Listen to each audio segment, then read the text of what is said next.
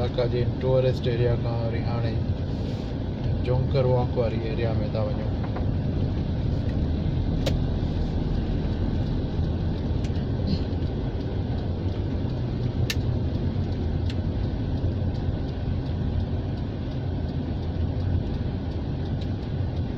One way है, पहिरीं हीरिन street खां थी पोइ वरी जोंकर वॉक में। ये है हीरिन स्ट्रीट।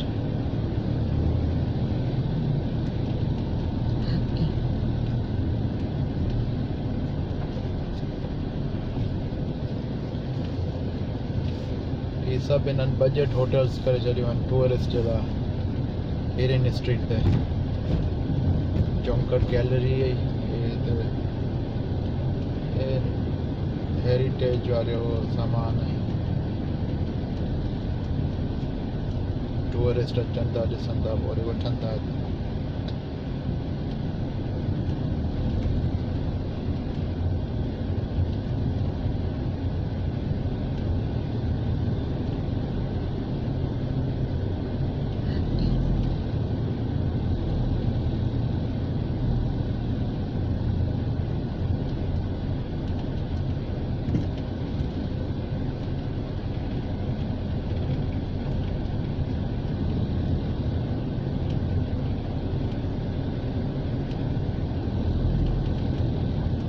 एंटीक शॉप्स हैं हिते, काफ़ी एंटीक शॉप्स हैं। Abdul antique shop.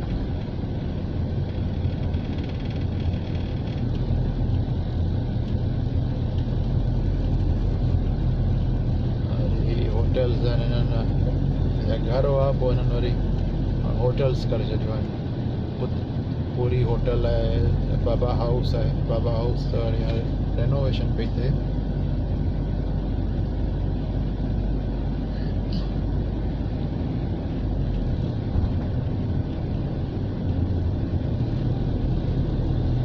Right side ते जालान कुबू ते टर्न थींदो आहे। जालान कुबू ते पुराणो मलाका इंटरनेशनल स्कूल है।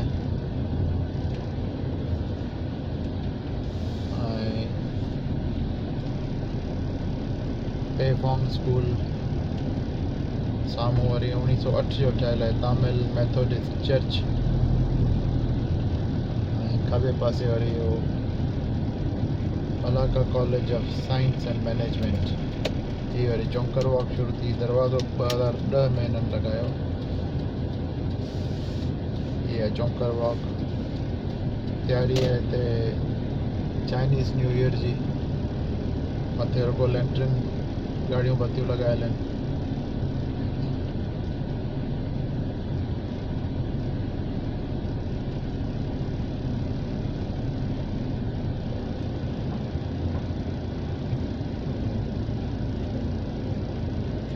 Tourist area heritage area Malacca जी है।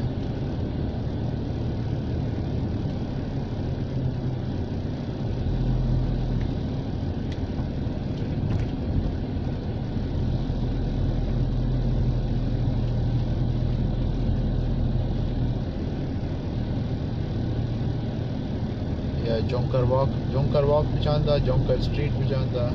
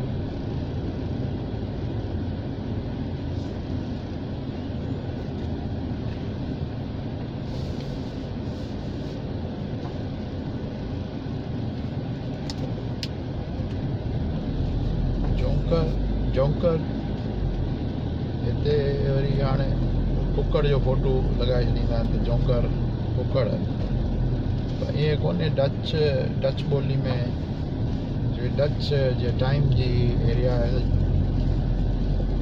जोंकर उते जे चङे सेठे माण्हू खे जोंकर चवंदा हुआ त हिते सेठिया रहंदा हुआ पैसे वारा कारोबारी माण्हू उन वक़्त में ई जोंकर वाकनि खे नालो पियो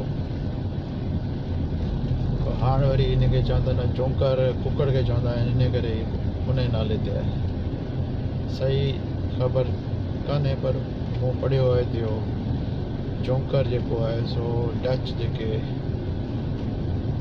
पैसे वारा माण्हू हूंदा कारोबारी माण्हू हिते अची रहिया हुआ हीअ जोंकर वाक उन जे नाले जे उन जे लफ़्ज़ जे पोयां जो नालो आहे कंट्रोवर्शियल आहे इख़्तिलाफ़ आहे हिन ॻाल्हि ते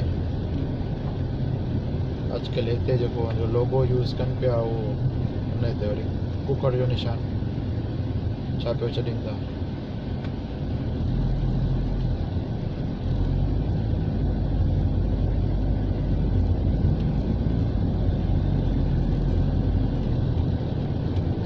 वरी हीरन स्ट्रीट में अची आहियूं हिकिड़ो अञा टर्न थींदो जोंकर वॉक जो पोइ वरी टेस्को न वेंदसि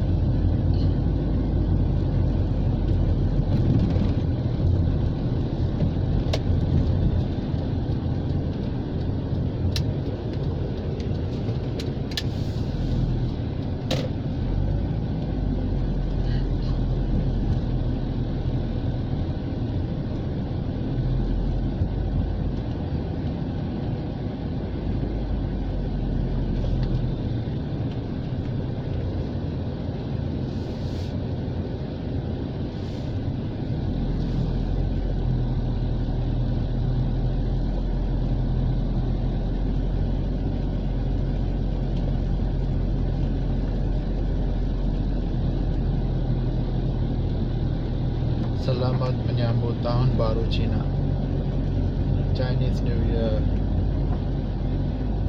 परी चाइनीज़ न्यू ईयर सुभाणे ईव आहे इन करे सॼो डेकोरेशन्स आहिनि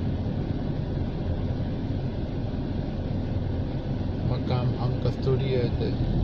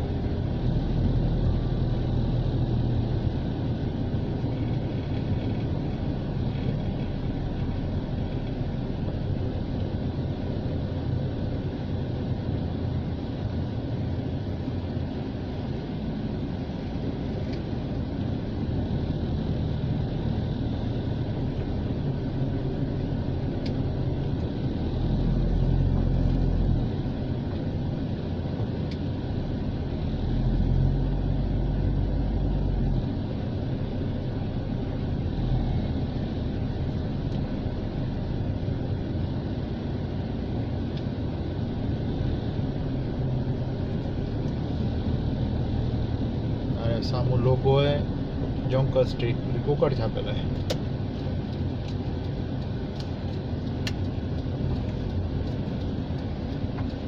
हाणे जोंकर स्ट्रीट हिते ख़तमु थी इहो वरी जे घर वारो इलाइक़ो आहे घरवारी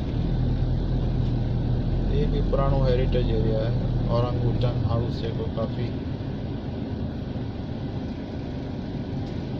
पार्किंग है